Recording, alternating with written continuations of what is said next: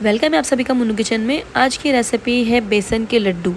ये लड्डू हलवाई को भी आप फेल कर दोगे, इतने टेस्टी ये लड्डू है और ऊपर से दानेदार बनाएंगे हम इसे और मुलायम भी।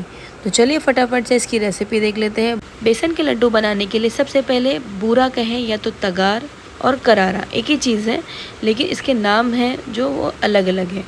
तो आप चाहे तो इसे तगार बोलें या तो बुरा बोलें या तो इसे करारा बोल सकते हैं। बेसन के लड्डू अगर आपको परफेक्ट बनाना है बिल्कुल हलवाई जैसे, तो उसके लिए तगार होना बहुत ज़रूरी है। अगर नहीं भी है, लोग पीटी शक्कर भी इस्तेमाल करते हैं, उससे ही बनता है, लेकिन परफेक्ट बनाना भी बहुत ज़रूरी है। कोई भी चीज़ अगर आप बना रहे हो, मेहनत कर रहे हो, तो उस चीज़ को परफेक्ट करें। तो बेसन के लड्डू परफेक्ट बनाने के लिए सबसे पहले मैंने गैस ऑन कर लिया, कढ़ाई रख दिया है और तगार बनाना स्टार्ट किया है। 1 कटोरी शक्कर को हमने डाल दिया है कढ़ाई में और पानी डाल दिया है आधा कटोरी। तो जो मेजरमेंट होगा, यानी कि अगर आप 1 कप लेते हो तो आधा कप पानी, तो वैसे ही हमने वैसे सेम किया है। और उसके बाद इसको अच्छा पकने दिया है।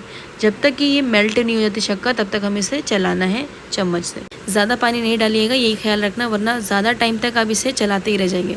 और उसके बाद ये देख रहे हो कि अब बबल्स ये आ रहे हैं, यानी कि शक्कर पूरी तरह से घुल चुकी है। और बहुत, क्योंकि हमने पानी कम डाला है तो फटाफट ये काम भी हो गया है। 1 चम्मच डाल देना है रिफाइंड ऑयल, इससे शाइनिंग आता है तगार में और लड्डू बहुत अच्छे नरम बनते हैं।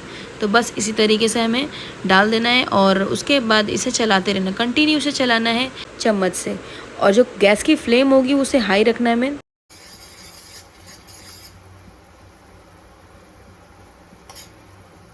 एक तार या 2 तार की चाशनी नहीं बनाना है हमें, इसे गाढ़ी बनाना है। तो जिसके लिए इसका जो कलर है वो अब चेंज हो चुका है, ये 4-5 मिनट के बाद है और हाई फ्लेम पर रखा है, बहुत जल्दी बन गई है। और उसके बाद ये गाढ़ी गाढ़ी चाशनी तैयार हो गई है। अगर इसे चेक करना है कि ये बनी है कि नहीं परफेक्ट, तो पानी का एक बाउल ले लें और उसमें चेक करके देख सकते हैं। तो यहाँ पर मैं थोड़ा चेक भी कर लूँगी और एक बाउल मैंने ले लिया है और उसमें थोड़ा सा पानी और चम्मच से हमने डाल दिया है चाशनी को। और इसको मैं थोड़ा सा हाथ से स्ट्रेच करके देखूंगी, अगर ये स्ट्रेच होती है अच्छी परफेक्ट, यानी कि आप थोड़ा सा मुलायम भी होना चाहिए, तो ये देखिए ये हो रही है, यानी कि ये परफेक्ट है और स्ट्रेच अच्छे से हुआ है और थोड़ा सा नरम भी है। तो चलिए इस तरीके से हमने ये चेक कर लिया है, परफेक्ट हो चुका है। और गैस की फ्लेम को फ़ौरन बंद कर दिया है और इसे रूम टेम्परेचर पर आने देंगे। जैसे जैसे ये ठंडा होगा तभी बूरा यानी तगार बनकर रेडी होगा। गैस की फ्लेम हमने बंद कर दिया, तब भी हमें इसे कंटिन्यू चलाते रहना चम्मच से।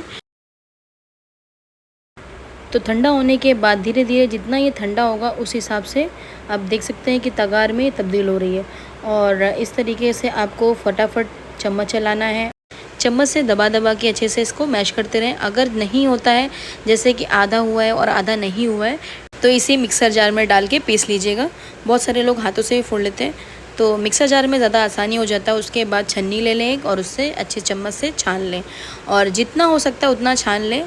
बचे हुए तगार को हम फिर से पीस कर छान लेंगे और इस तरीके से आप देख सकते हैं कि परफेक्ट बिल्कुल तगार हमारी रेडी हो चुकी है बेसन के लड्डू को तैयार करने के लिए। और अब फाइनली हम लड्डू तैयार करेंगे। तो सबसे पहले हमने गैस ऑन कर लिया है, अच्छा कढ़ाई को गर्म कर लेंगे और उसके बाद हमने डाल दिया देसी घी।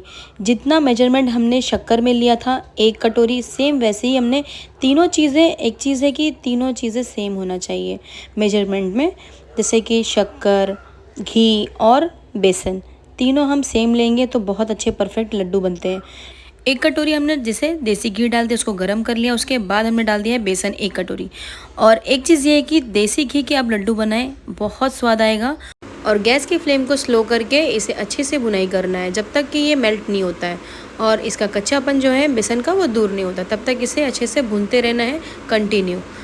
तो हमें कैसे मालूम पड़ता है कि ये कब मतलब पकता है बेसन और कच्चा रहेगा बेसन, तो आपको वो भी बता देती हूँ। चम्मच से आपको कंटिन्यू चलाना है, हाथ दर्द देता है लेकिन वैसी स्वीट भी बनती है, वैसा टेस्ट भी आता है। और इसे कंटिन्यू चलाना है कम से कम 10 से 15 मिनट तक, और जब तक बेसन से घी नहीं छूटता तब तक इसे चलाना है। और आप देख सकते हैं कि ये मैंने 10 से 15 मिनट तक इसे कंटिन्यू चलाया है और उसके बाद बेसन की बहुत अच्छी सी भुनाई हो गई है, चेंज हो जाता है कलर, तभी ये समझ जाइएगा कि ये हो गया है पूरी तरीके से कंप्लीट। बस यही आपको ध्यान देना है कि बेसन कच्चा नहीं रहना चाहिए, वरना आप जब खाओगे लड्डू तो कच्चापन उसका आपको महसूस होगा। लास्ट में हमने थोड़ा सा पानी छिड़क कर इसको और अच्छे से भुनाई किया है ताकि बेसन थोड़ा सा फूल कर पक जाए। बेसन की अच्छी सी भुनाई करना है। और अब कम्प्लीटली हमने ये तैयार कर लिया है और इसे अलग ट्रांसफ़र कर लेंगे एक बाउल में।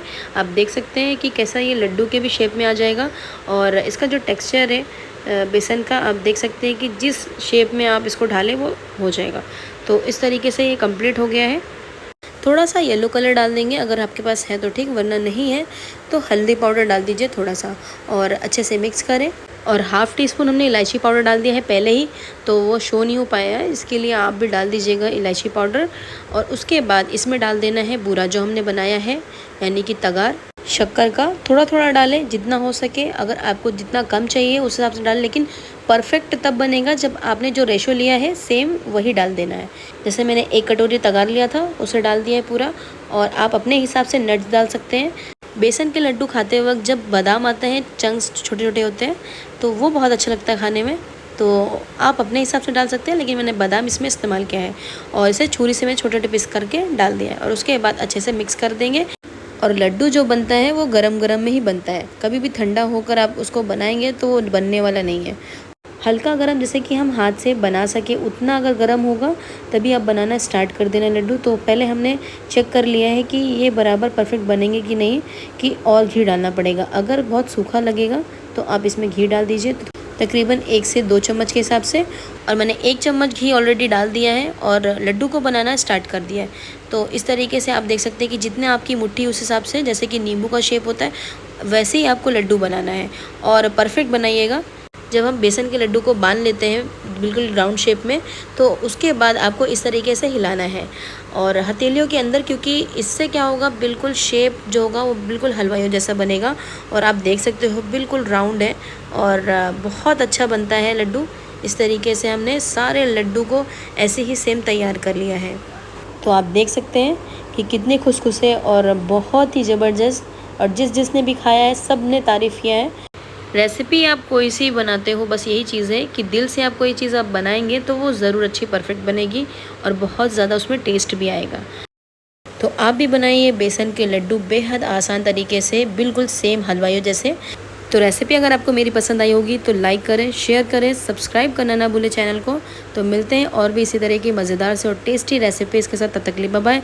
अपना ख्याल रखिए और लड्डू बनाकर ज़रूर एंजॉय कीजिए। और मेरी तरह से अगर आपने लड्डू बनाया है तो अपना अनुभव मेरे कमेंट बॉक्स में ज़रूर बताइएगा।